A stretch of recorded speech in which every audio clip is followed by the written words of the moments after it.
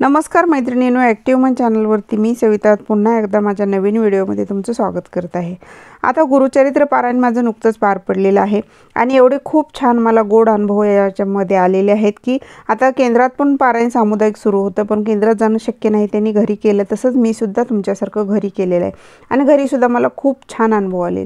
मी या सेवेत खूप वर्षापासून नाही, अगदी 3-3.5 वर्षापासूनच या सेवेत आहे, पण आता वरचेवर ह्याचे अनुभव आणि जसं आपल्याला अनुभव येतील ना तसं आपल्याला ह्याचे पारायणाचे वेगवेगळे रिझल्टसुद्धा येतात। मला सुरुवात पारायणाच्या अगोदर कुत्रे आणि गाई अगदी खूप छान व्यवस्थित भेटली। पहिल्या दिवशी पहिल्या वेळेस करताना मला भेटले नव्हते, पण नंतरच्या वेळेस अगदी थोड्याच वेळात लगेच मला गाय आणि कुत्रे मिळाले, कारण शहरात हे दोन्ही मिळणं फार मुश्किल आहे।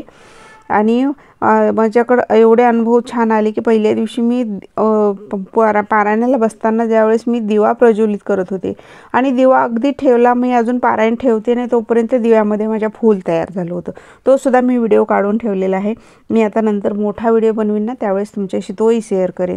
एवढे छान आणि गोड अनुभव मला या पारायणातून आलेले आहेत आणि 7ही दिवस मला आळस कंटाळा काही आलेला नाही। अगदी वेळेत सर्व ठराविक वेळेत माझं पूर्ण झालेलं आहे। आरत्या वगैरे कोणत्याही वेळेला मला काही अडचण आलेली नाही।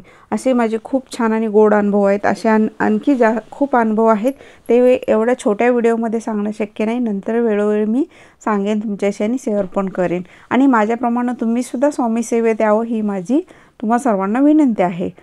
व्हिडिओ आवडल्यास लाईक आणि शेअर करा।